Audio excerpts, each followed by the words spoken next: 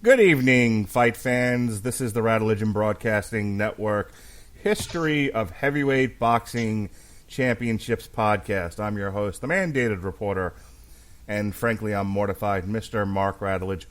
And joining me as we turn the page to Chapter 5, Floyd Patterson and Sonny Liston, is the punchy pugilist himself and the man with all the boxing knowledge, Mr. Pat Mullin. How do you do this evening, sir? That's right. We're at Chapter 5. You hear that, Neil Simon? Not Chapter 2.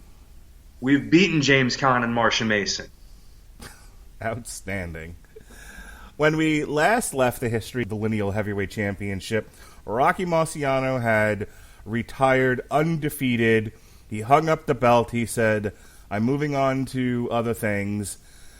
So where does that leave us, Pat? We have no champion. How did the boxing gods of the time rectify this problem, and how did we get to Floyd Patterson?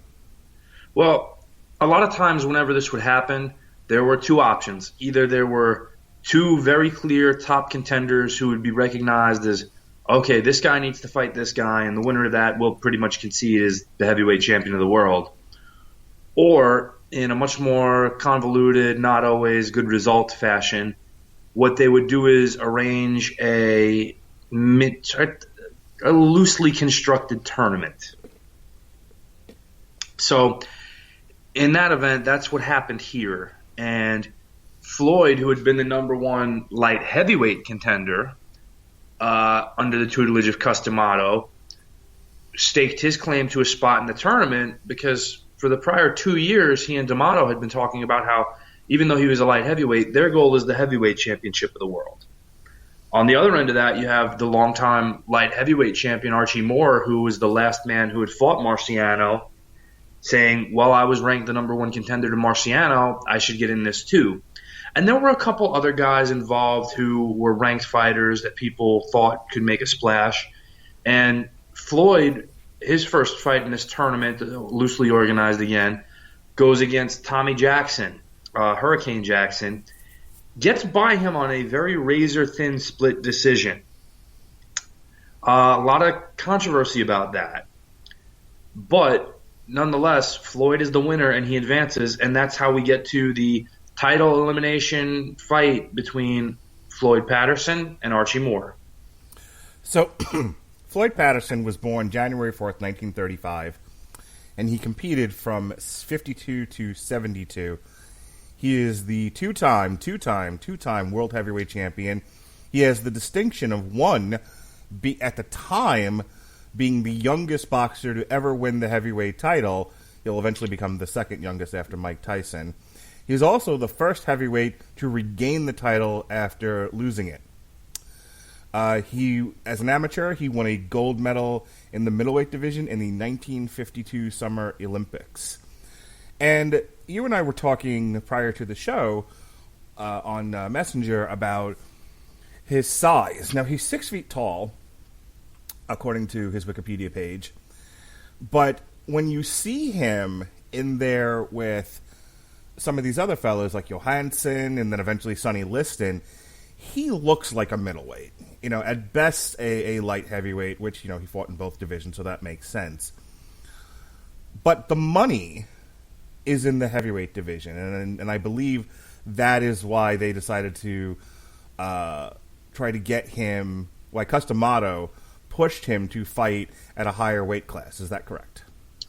Yeah, Cus was always very much a big picture guy in terms of what delivery he could have from a fighter. Part of that goes to there's a very well populated story that Cus, who was lifelong friends with a man named Jimmy Jacobs, who had been the world's handball champion, and Jimmy was a pretty good athlete, but Jimmy also had another hobby. Jimmy's hobby was collecting fight films, which you have to remember was a hard thing to do at the time because for a long time, fights were not allowed to be transported from state to state, fight films that is.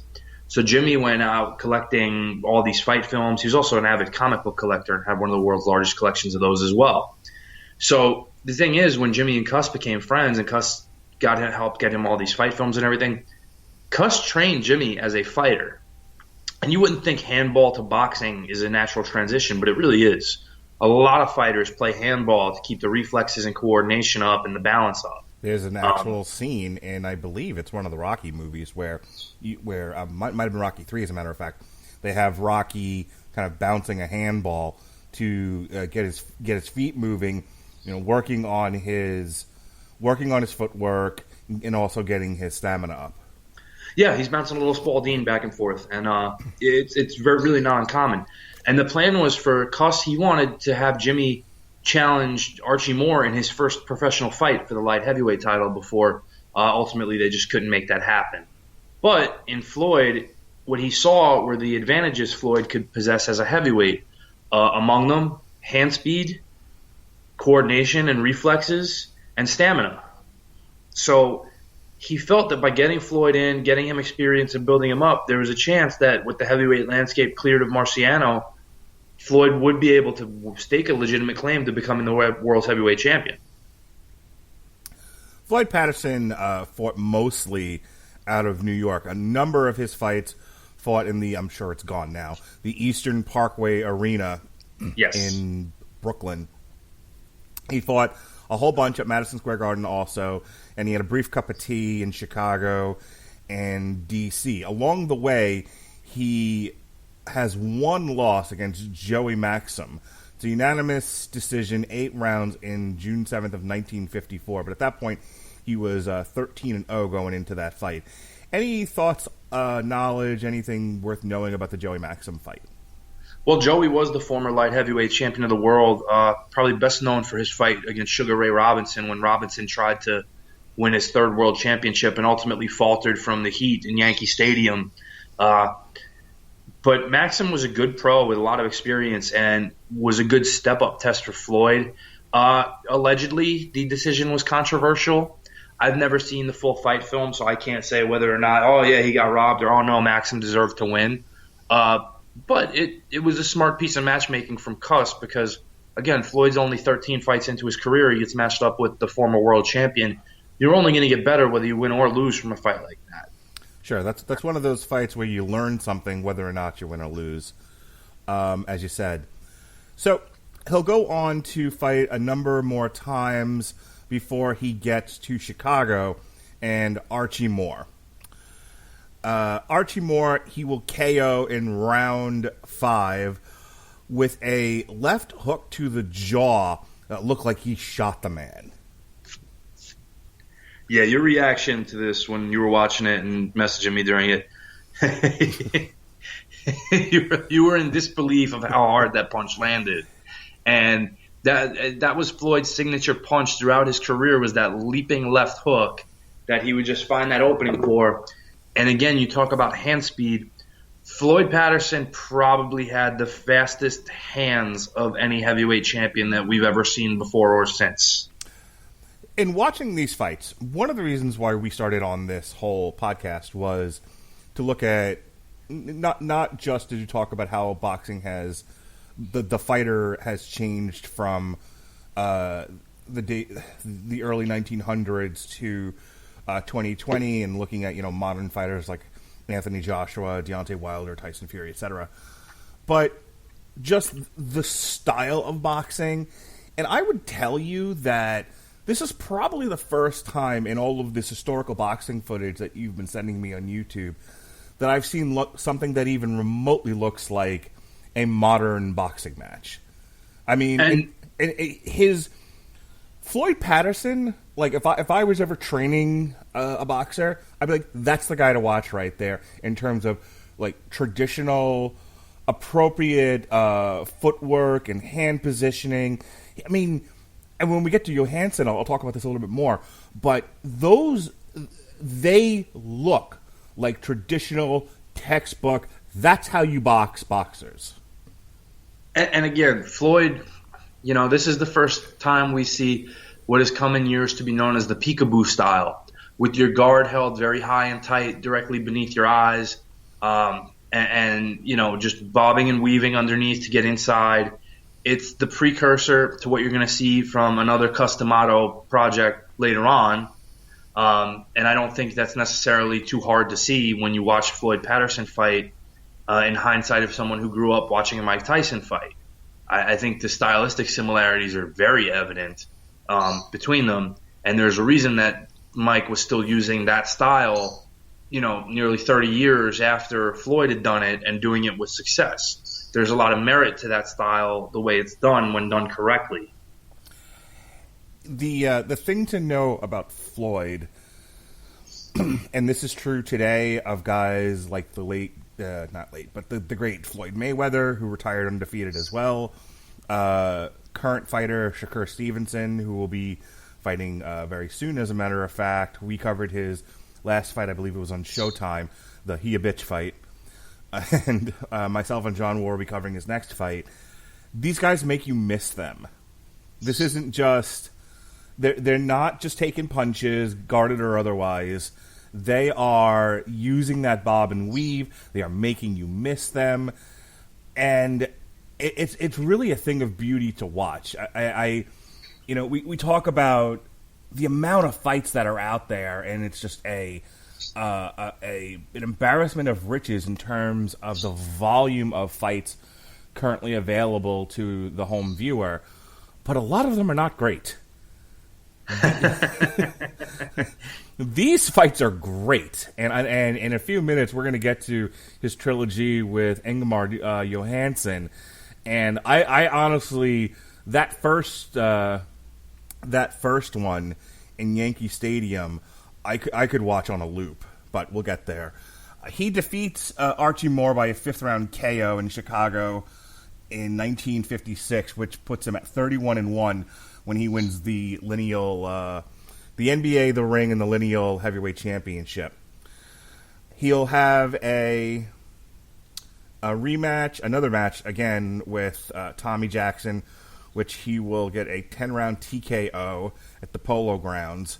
And this next one is one of those footnote bouts that has one of those interesting, well, this has never been done before fights.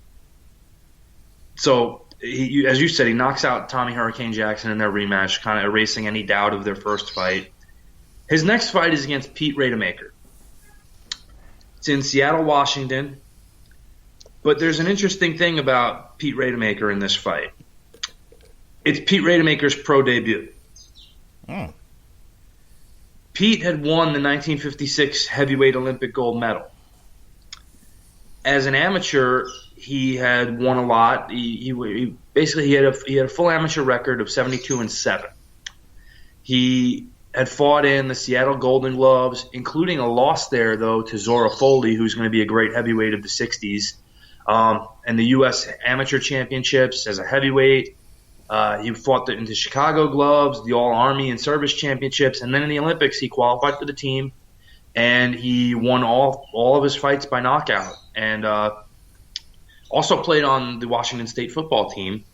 But Rademacher made this bold statement of he felt like he could make his pro debut and win the World Heavyweight Championship in his first fight. So we get Floyd and Rademacher in this spectacle, done well before its time in that sense. And in the second round of the fight, Rademacher actually catches Patterson and knocks him down. And Floyd's going to have a dubious distinction of being knocked down more times than any other heavyweight champion in history. But this wasn't one of the ones where he was knocked down and hurt. This was kind of one of the ones where his pride made him feel embarrassed. And then he gets up and puts a beating on Rademacher and knocks him down 7 times. Yeah, Floyd fights like a really attractive Popeye. Like, he gets to... I've seen... In the fights that I watched, where he can come back, like, his pride gets wounded well before he takes any physical damage. And then he fights like a crazy person and puts a beating on his opponent. In the cases where he ended up winning, it's a whole other story when we get to Sonny Liston, which we will momentarily. But it was one of the notes that I wrote down as I was watching a bunch of his fights. It was like when he gets hurt, when the lights come back on again, he fights pissed. And it's the weird thing about Floyd, where he's always been looked at as like this gentleman of gentlemen in terms of the boxing game for how he carried himself. But he had that animal inside of him that when you pushed him and got him to a point where you were going to take something from him and he was hurt and he felt it, he was going to give you everything he had at that point. And, we'll talk about this later on with, again, another D'Amato student of Mike Tyson. The greats, when adversity comes to them, even if they don't necessarily beat it, they rise to it and give it everything they have. And that's, something that Floyd always tried to do. And you have to respect somebody who does that. There's a great quote attributed to him where loosely, but it's something along the lines of, they say I was knocked down more than anybody, but I always tried to get up. Yes. Champions are the men and women who can get through adversity and come out the other side. They don't always win, but they're the ones that don't give up at the first hill. So there's a lot to Loud for that. He'll fight Roy Harris next, who retires 12 out of 15 rounds in Wrigley Field in Los Angeles. Then he will fight Brian London in an 11-round KO. This is May 1st, 1959, which will make him 35-1 at the Fairgrounds Coliseum in Indianapolis, Indiana. And here is where we get to one of the great trilogies in boxing history. What's fun about this is that at the end of it, they will become good friends. But in the meantime, oh boy. They're busy giving each other CTE. Yeah. So, this is the first of 3 fights. It's Patterson versus Sweden's own Ingemar Johansson. Ikea's from Sweden. I like meatballs. Well done, Pat. So, Johansson will knock Floyd Patterson down. 7. And okay. I'm looking at my 7 notes times. here. Well, after the first knockdown, this is what I wrote here. After the first knockdown, this is okay. I have to talk about this because the look in Floyd Patterson's I have to stop myself from saying Mayweather. The look in Patterson's eyes after that first knockdown, because yes, we're gonna get to 7, and that's historic, but it starts with number 1, obviously. But that one, if this had been a modern fight, it would have been over at this point. Patterson wanted no more of Johansson. You know what? I don't even think he knew where. I think he thought he had already lost at that point. Yeah, because he gets up and turns to walk back to his corner. Right, he's got his hands on the ropes, like he's got his like elbow and arm just sort of resting on the rope. He's starting to walk away, and the ref's not stopping Johansson, and Johansson just plows him in the back of the head. I like it's vicious, and again, I'm looking at this with modern eyes, modern sensibilities. It's fucking vicious. It seems like Johansson hit him like Patterson owed him money. And I know I use that phrase sort of flippantly, but this time it feels really true. Like there had been some sort of vicious and there wasn't. He was just trying to win the fight. But I mean, when I tell you Patterson turned away from Johansson and started to walk away like, I'm done, thanks. And Johansson just comes up behind him and clips him direct. I mean, this wasn't like he was aiming for his face and Patterson turned away. Patterson was walking away, and Johansson just clubbed him in the back of the head. It's brutal. And it was the first real offense that Johansson put together through the fight, because through the first 2 rounds, he's kind of sticking out a jab and not really doing anything else. And Floyd's trying to find his range. He leaps in with a hook every so often. He catches him with one good one in the first round.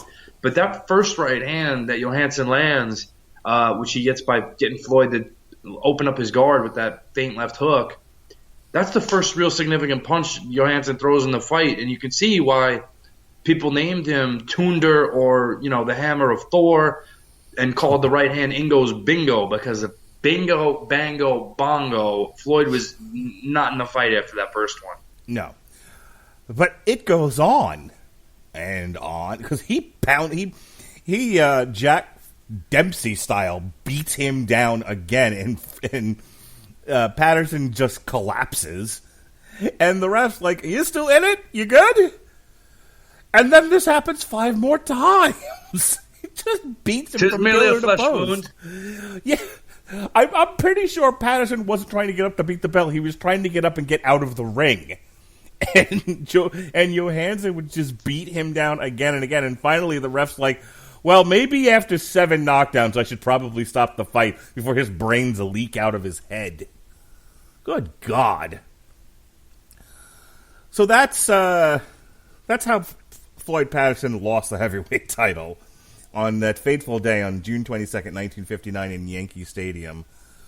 They will have a rematch a year later, almost to the day, at the Polo Grounds.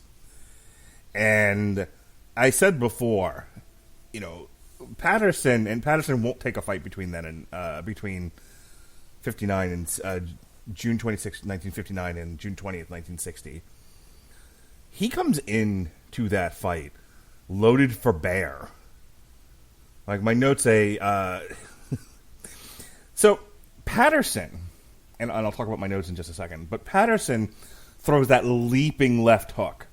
And sometimes he does it because there's a garage door opening on his opponent and that he's taking advantage of it. And other times he seems like he's just trying to kill the guy and he's run out of patience.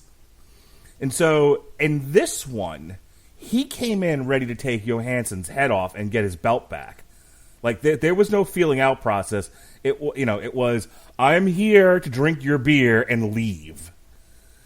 And they get to round 5, and Patterson lands 2 vicious left hooks, and Johansson's head flies out of the ring. It's brutal. And he wins back his World Heavyweight title. Even more disturbing than watching his head snap off the punch and then snap as it hits the ground is his foot twitching while he is unconscious. Yeah, that's rough. So, given the recent history of vicious KOs in modern boxing that have led to some unfortunate circumstances, namely a fighter dying, that was unsettling to look at.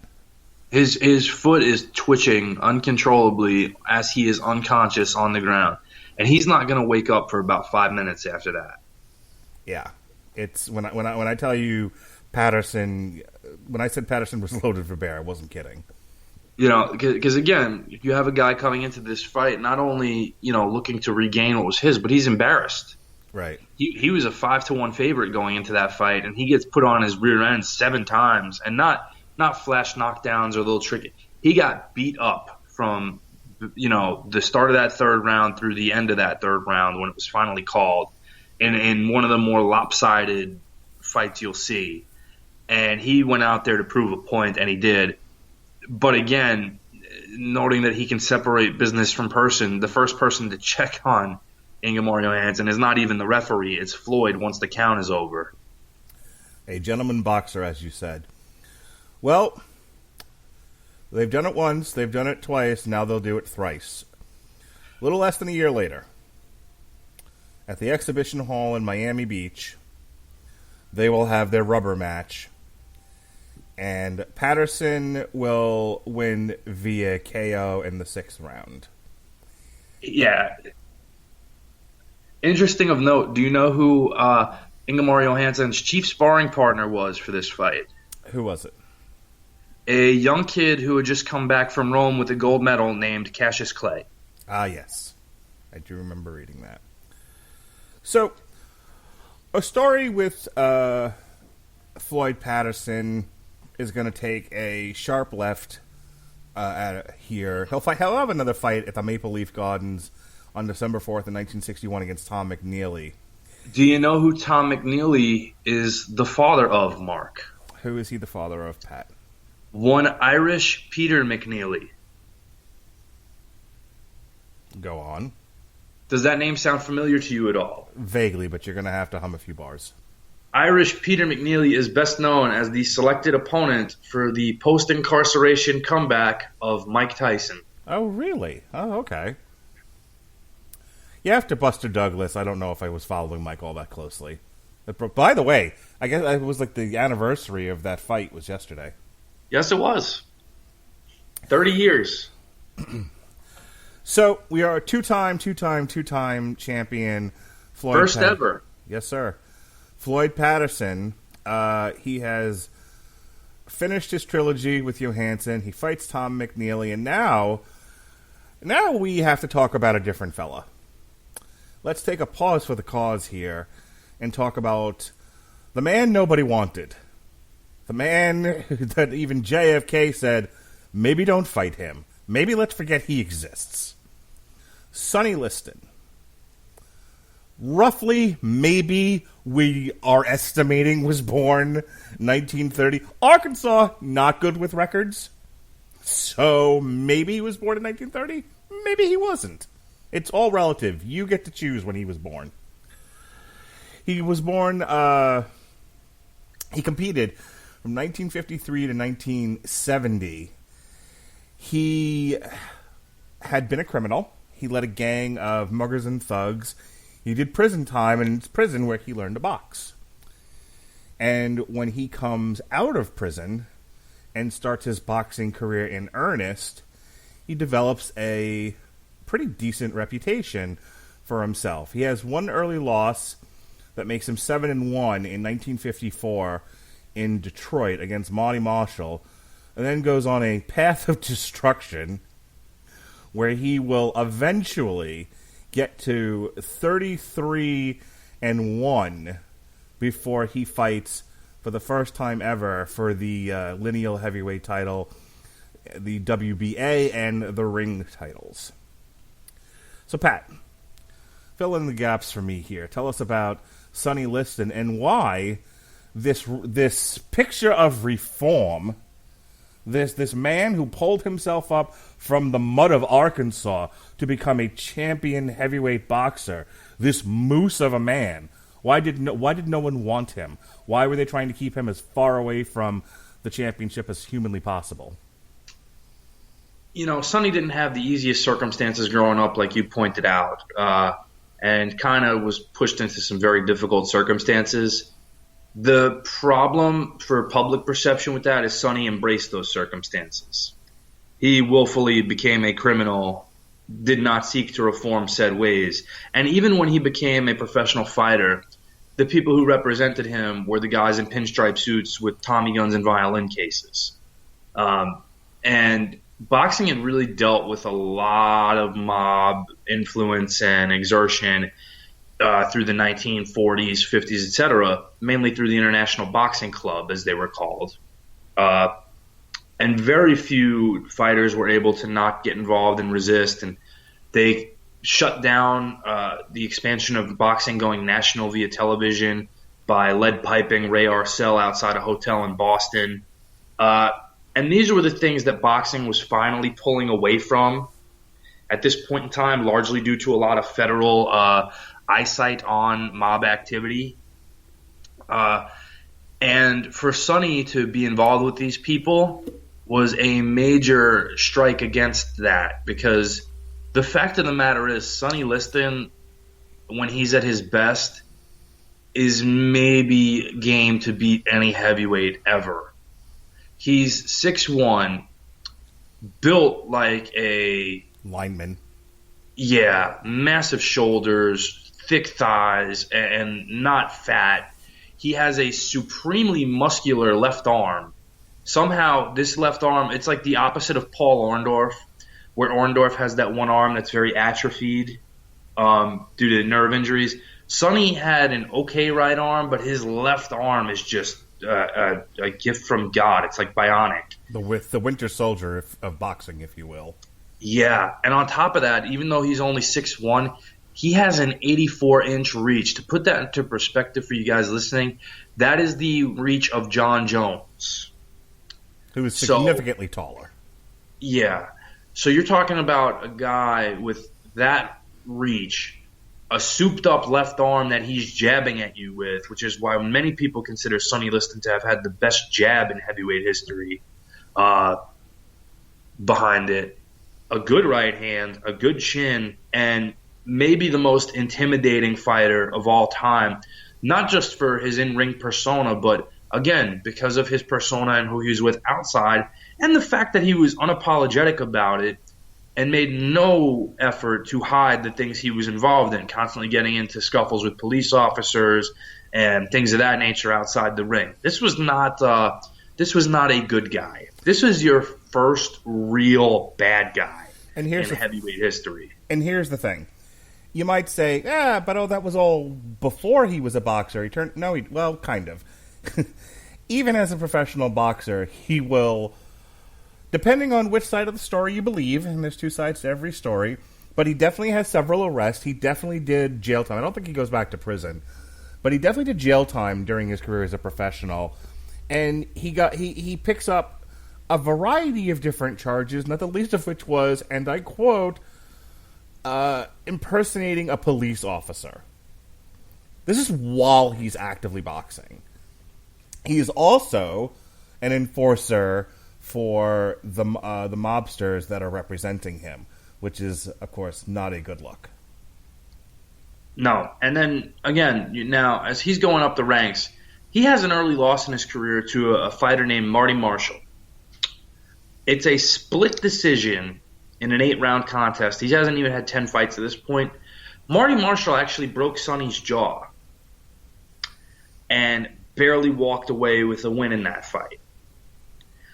So consider that in order for Sonny Liston at this point to have lost, the only way it occurred is when he suffers arguably the worst potential injury for a fighter to suffer and still arguably won the fight. And then he's going to go on and he's going to start fighting guys ranked in the top 10, the who's who of the day. Your big cat, Cleveland Williams, considered one of the hardest punchers of all time. Nino Valdez, Zara Foley, who we mentioned earlier, Eddie Machin. These are the best of the best heavyweights of the day. Keep in mind, all of whom are being kept away from Floyd Patterson. And while that's happening, Sonny's beating these guys and beating them up. But let's go back to why he's not liked. Both Cleveland Williams and Eddie Machin are going to make allegations that during Williams' rematch with Sonny and Machin's one and only fight that went 12 rounds, Sonny allegedly had liniment put on his gloves to blind them and cheat, which does not help his public persona in any way.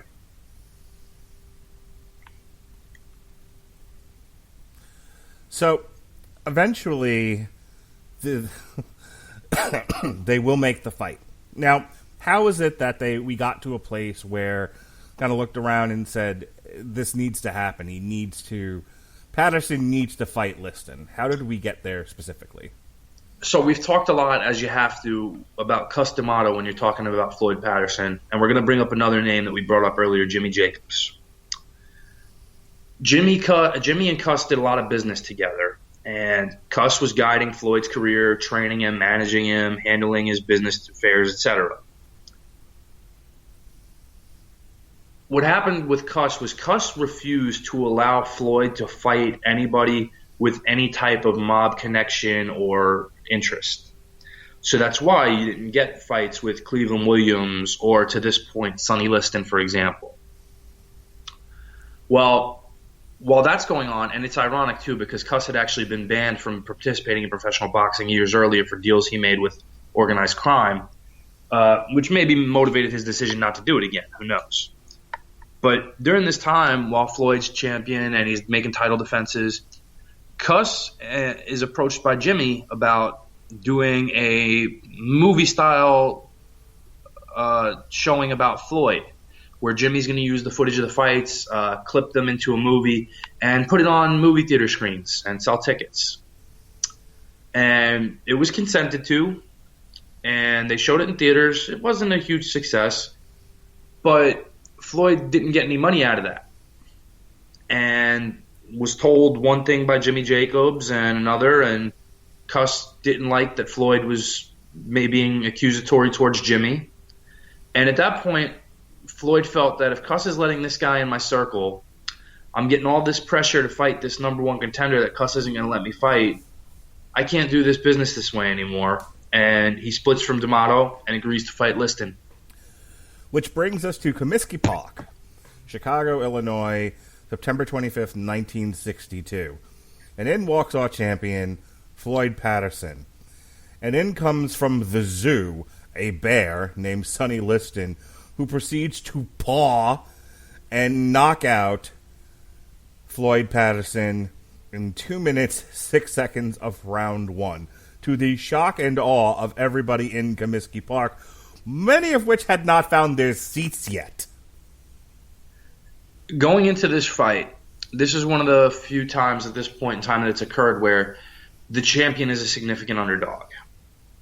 And again, we'll point to the reason that all the physical attributes we talked about Sonny Liston, but again, the level of opposition that each guy is fighting at this time. Sonny Liston is fighting and beating the best heavyweights in the world. Floyd Patterson is not. So that's what you're looking at as an odds maker, as somebody intelligent to the fight game. The public doesn't want to hear that, and they are throwing full support behind Floyd Patterson because of how bad it will be if Sonny Liston wins this championship. The NAACP did not want Floyd Patterson to fight Sonny Liston because of how bad they felt Liston would be for the black community, who was making progress, especially with a champion like Floyd as someone they can look to as a role model, versus this man who is tied into organized crime, is a petty criminal himself, and does not shy away from trouble and sort of embraces it. JFK allegedly had a phone call with Floyd Patterson while he was president of the United States to tell him, do not take this fight.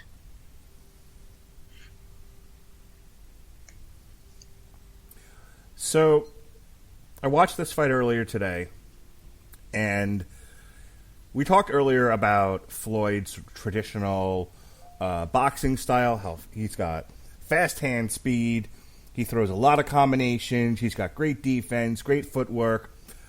I don't know what Patterson thought he was doing in this fight, but he throws that all out the window, proceeds to clinch with Liston, who then doesn't need to use his reach. He fights tall and batters Floyd Patterson into next year. Yeah, it was very. If you watch Floyd, and I can only imagine the reaction at the time, where if you'd been used to seeing Floyd Patterson fight his style of fight, and then he comes into this and just completely abandons it and goes to something completely different, and he goes right into a clinch situation with Sonny, and I don't know if Floyd thought he needed to impose himself and try to, get respect early, but it was completely the wrong decision because you played right into where Sonny wants you. Now you're inside. Now he's going to hold on to you because he's so much physically stronger than you. He's going to hit you in the body in the clinch and change your prerogative and intimidate you and make you question, what am I doing? And once that happened, the fight was over. Muhammad Ali had to have seen this fight, and years later, when he would take on bigger and stronger men, think, okay, whatever I do, don't be Floyd Patterson. He has to have. I mean, this is a cautionary tale, this fight. It's completely how not to fight a bully. And again, the thought process is, if you stand up to a bully, they're going to back down. Not if they don't feel uncomfortable with what you're doing. And we'll talk later on about Ali's strategy, not only against Liston, but against George Foreman, and how his psychology of what to do in those played differently than this is, because this is just I'm going to go right at him and not necessarily have a plan other than I'm going to go right at him and hope that works. Yeah. Well, less than a year later, July 22nd, 1963, at the Las Vegas Convention Center in Winchester, Nevada, they'll do their rematch. It doesn't go any better for Floyd Patterson. It goes slightly better. 4 seconds better. Yeah. I said before, Patterson fights angry when he feels the rug being pulled out from under him, and he tries. God bless him. He I have Eddie Izzard in my head right now, going, I have a different plan. I have a different plan. No, it's the same plan. Well, he tries this one. He actually tries going back to traditional boxing with Liston. It just doesn't go anywhere, and he's mauled again. Well, and then, let's talk about how Patterson left the first fight. Have you heard this? in a mustache and a hat, from what I recall. Yes, in a fake beard and dark sunglasses. Yes, he had people around him referring to him as Mr. Monopoly. Basically, yes. So embarrassed as he was. Yeah. And, this didn't really go, like you said, any better. It went 4 seconds better. Stylistically, this is just always going to be a bad matchup for Floyd. Again, even with the advantages he'll have in hand speed, his defensive abilities, ultimately he's still going to have to come to Sonny Liston, and he's going to have to take punishment to get in there. And Floyd could dish it out, but Floyd wasn't the best at taking it, hence his dubious distinction of the knockdowns. So it's one of those things where literally to beat Sonny Liston, Floyd would have had to fight a perfect fight. And to do that, especially for 15 rounds as opposed to 12, it's just not something that's ultimately going to be feasible realistically, especially against a prime Sonny Liston, which is what he's fighting right here. It's just styles make fights, and this particular style was going to be one that Floyd always was going to struggle with. He would have had to have given away rounds and make Sonny miss him for a large majority of the fight. He would have had to have taken this into deep waters and counterstruck as Sonny Liston became fatigued. And you never know, because it never gets anywhere close to that. Yeah, and again, to do that, he would have also had to get past what is considered to be the best jab by many of any heavyweight ever. He would have had to have been on his bicycle. I think the fans at the time would have hated it. But, there's something to be said for circling, evading, making him miss you, and, hitting them with the pitter-patter so that you can score points, but not looking for that knockout. But that takes a thinking, not to say that he's not a thinking man, but then you can't be fighting angry. This can't be about pride at that point. This has to be about strategy. And something went amiss between 62 and 63 where strategy went out the window. And again, I think part of that is the loss of Customato in his corner. But even with Cuss, like we're saying, we don't necessarily think that he's going to win that fight. Cuss's style, for all the good things it presents, it has a lot of deficiencies too. And there's certain fights you can point to with Floyd. There's certain fights you can point to with Mike Tyson, where guys are able to find and take advantage of those particular deficiencies and exploit them, whether it's the position of the guard, whether it's some of the repetitive nature of combinations that are somewhat predictable. It happens. So at this point in time, Floyd has lost these 2 fights to Sonny, and he's 28 years old, and people believe he's washed up. He goes to Europe at this point. Takes the next 3 fights, 2 of which are in Sweden, and then the next one is not in Europe, Puerto Rico, before he comes back in 1965, has 2 more fights, one in Madison Square Garden against George Chavallo. Thank you. And it seems you've learned nothing through all these episodes yet, but... We'll talk about George for a second because he's not a heavyweight champion, but George is one of the best known heavyweights of the 60s and 70s. He's known as having the greatest chin of any fighter ever. Former Canadian heavyweight champion, known for never being knocked down, despite fighting all the best punchers of the day, a la George Foreman, Joe Frazier, et cetera, et cetera. But his fight with Floyd in 1965 is the fight of the year for 1965, and that one gets people believing that maybe Floyd has something left. And that ends 2 fights later, but we'll see. Yes. Well, that's where I was getting to. He takes another fight in Sweden, of which he spent apparently a lot of time. Him and Johansson would travel back and forth visiting each other. As I said before, they'd become fast friends. So he gets another shot at the lineal heavyweight championship against the man formerly known as Cassius Clay, now known as Muhammad Ali, one of the greatest of all time.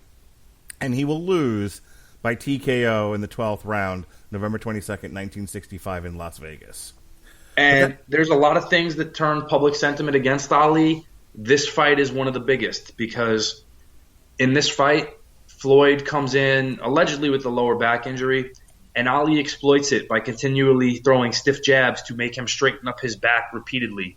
And the big beef is that Floyd is not happy with how Ali is turned into a black Muslim and their perception, and refuses to call him Muhammad Ali and refers to him as Cassius Clay. So constantly through the fight, what's my name? And refers to Patterson as an Uncle Tom. Yep. This was a torture fight. This was Ali being cruel. But our story doesn't end there necessarily. He'll take a few more fights. He'll win 3 in a row against Henry Cooper, Willie Johnson, and Bill McMurray. He gets another shot to try to become a 3-time heavyweight champion of the world by entering the WBA tournament. Yes, he does. Which we'll cover at length in an episode later, but...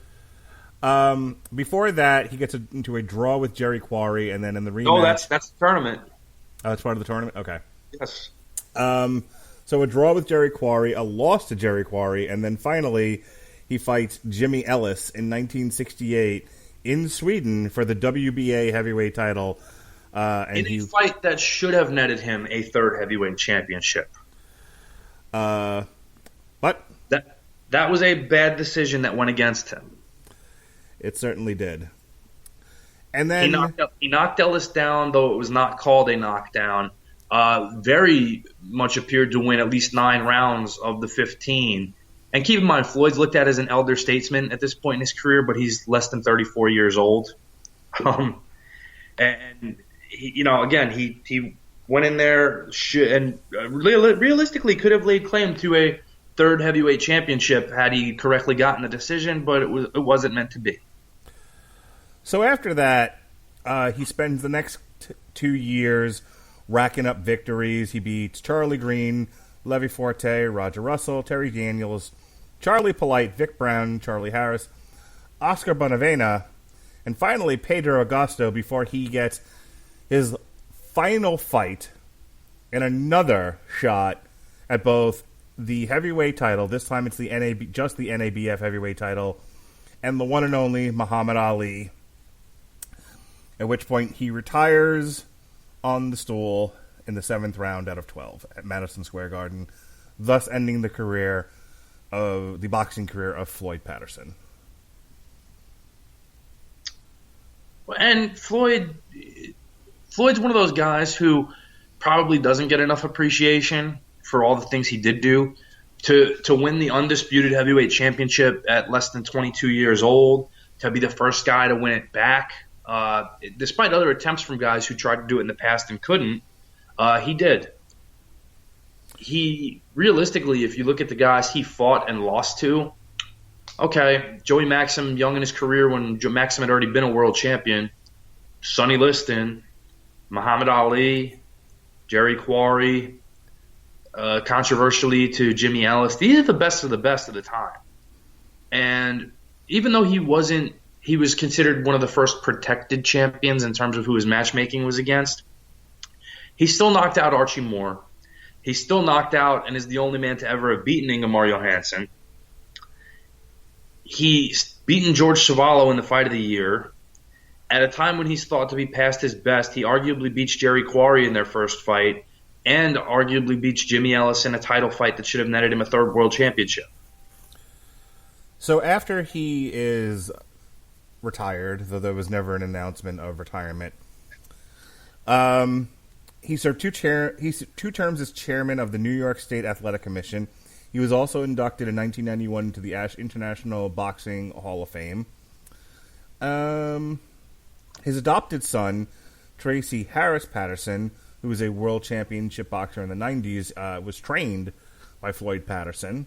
They are the first father and son to win world titles in boxing. Patterson also trained Canadian heavyweight Donovan Razor Ruddock for his 92 fight with Greg Page, Phil Jackson, and the great Lennox Lewis. There's also a high school football field named for Floyd Patterson. But our story doesn't end there. Let's talk about Sonny Liston. As we said, Sonny Liston wins the title in 1963. He immediately fights, a little less than a year later, in Miami Beach, Cassius Clay. at which point we're done with this in 6 rounds. They'll have a rematch in 1965, May 25th, in Maine, Lewiston, Maine, now known as Muhammad Ali, and Sonny Liston gets knocked out in the first round. I mean, that fight, the Phantom Punch, everything about that has been covered ad nauseum to the point where they made a movie about Sonny Liston a couple years ago, starring Ving Rhames, which I think is fantastic casting. First of all, I never saw it, so I'd probably pull it up at some point. I didn't hear it's must see or anything like that, but the fact that the movie about Liston's entire life with everything that's gone on is named after that fight in that instance kind of says a lot about the circumstances surrounding it.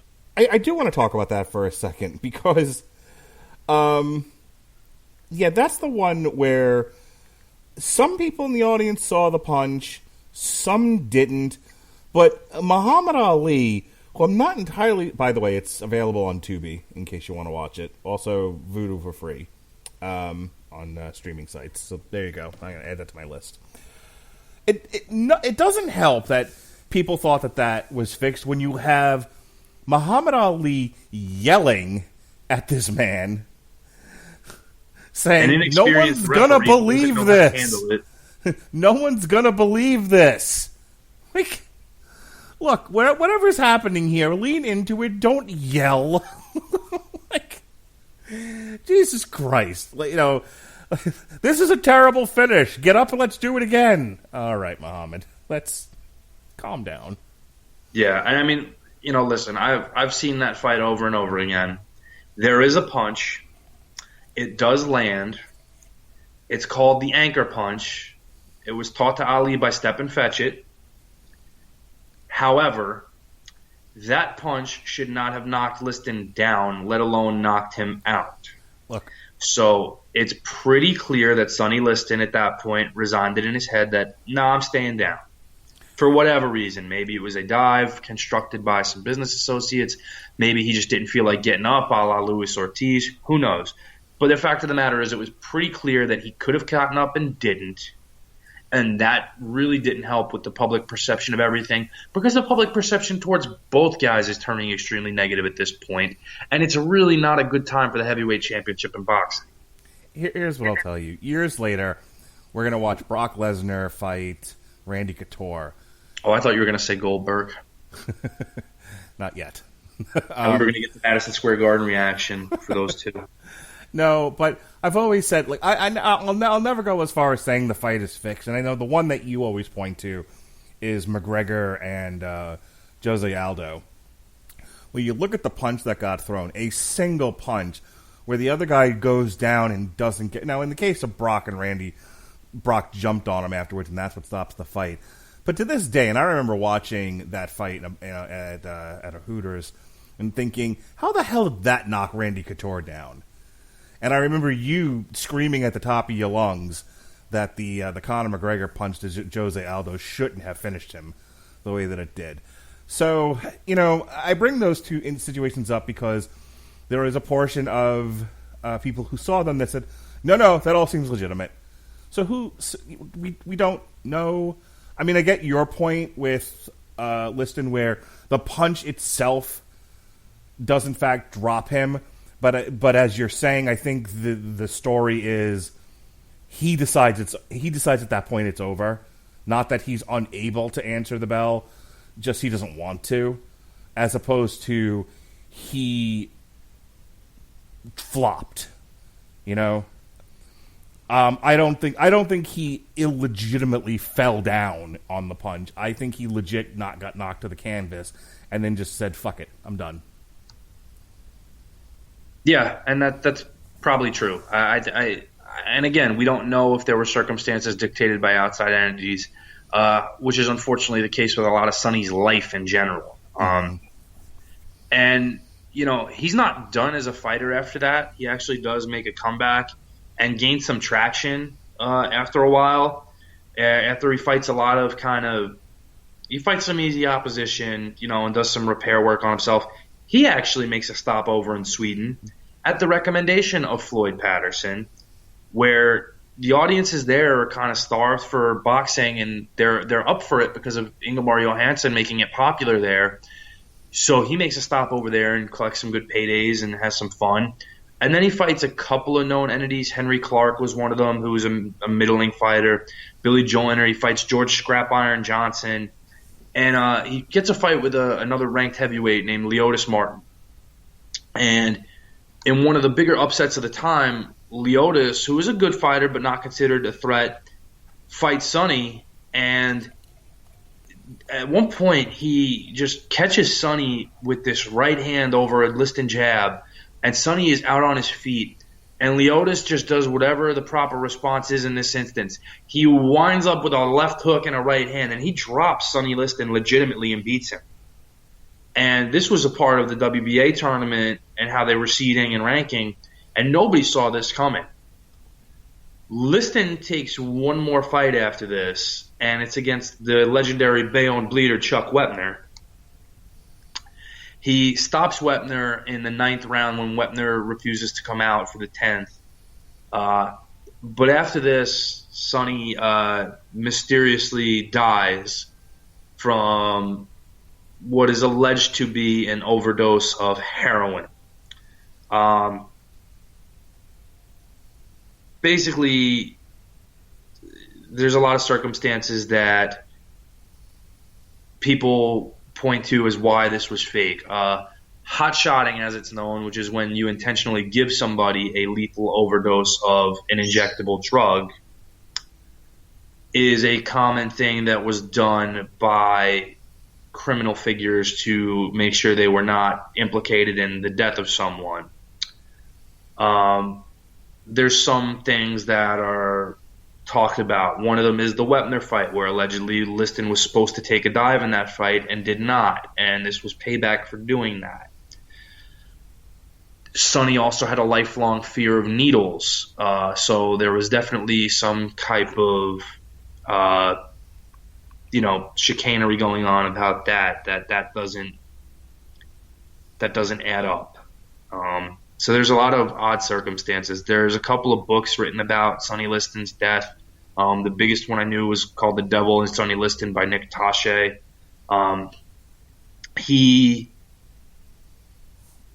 He's one of the more enigmatic figures, mostly because of that. But I think when you only look at him for the Phantom Punch fight and the mysterious circumstances regarding his death, I think you miss out on one of the most incredible heavyweight fighters that you'll ever see.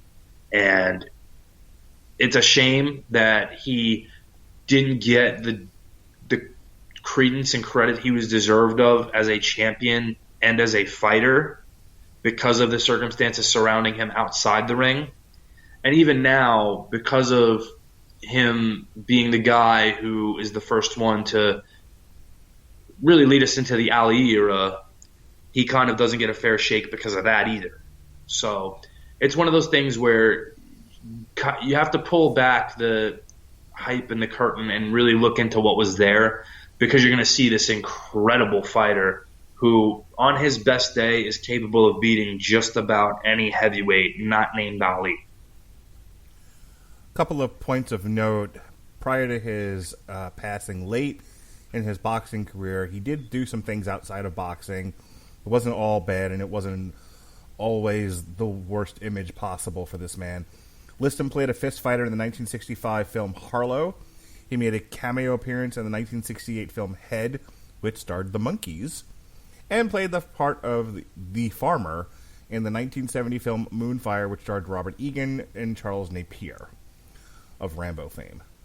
Also, in 1970, Liston appeared on an episode of the TV series Love, American Style, and in a television commercial for Braniff Airlines with Andy Warhol.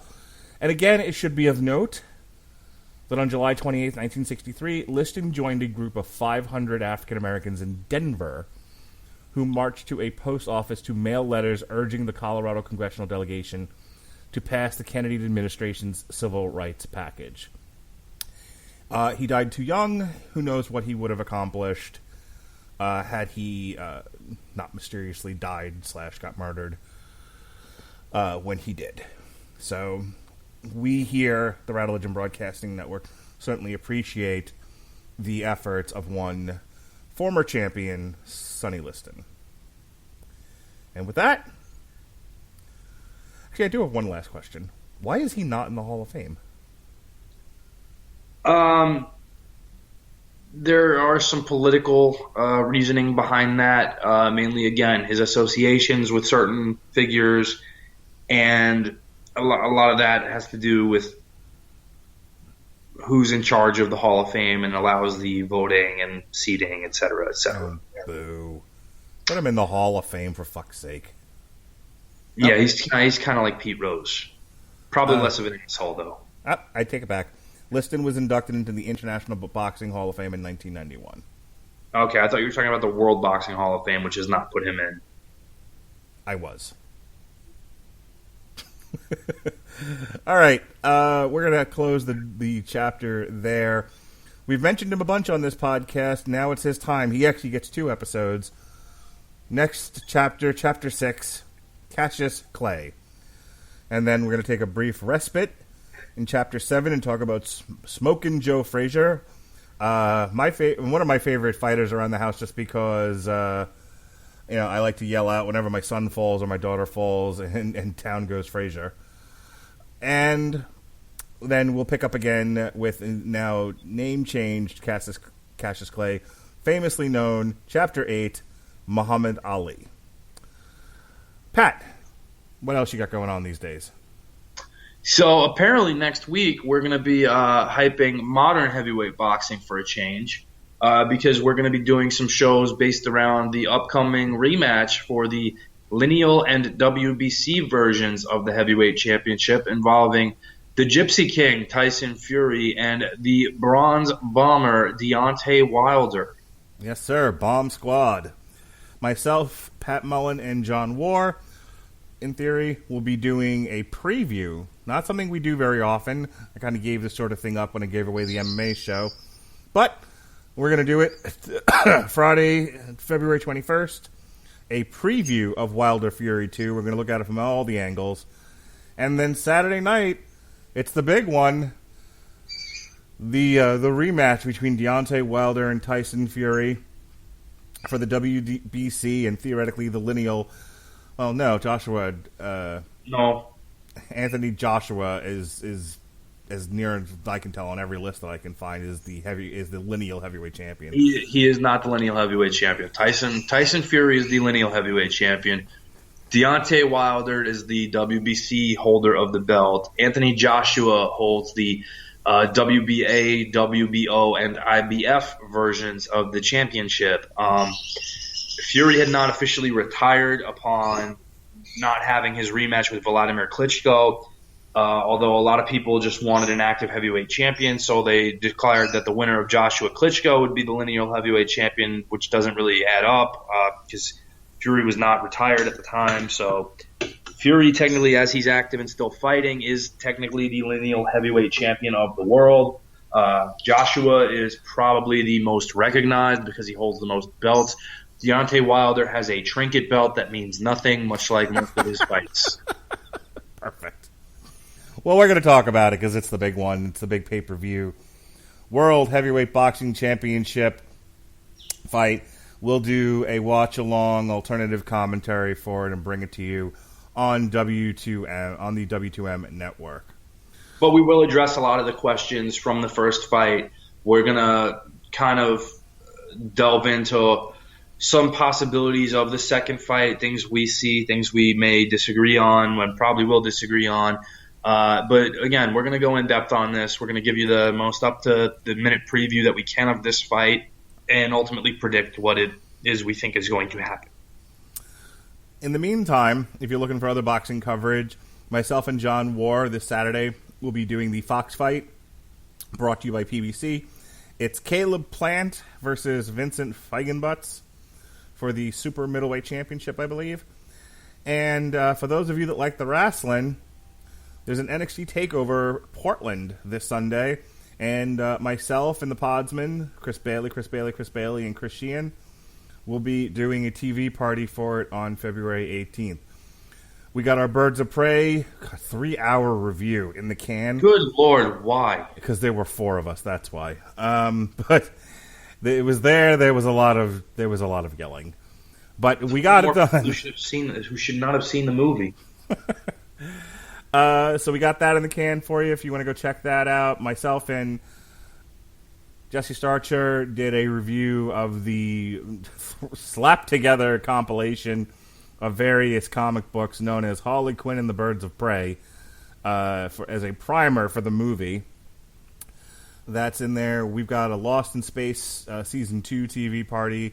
We looked at the first 5 issues of the Innovation Lost in Space comic book. Myself and Jesse reviewed Lordy Collection. And myself and John War, again, going back to the boxing, did a watch-along for Kell Brook versus Mark DeLuca. So you can check that out in the archives as well.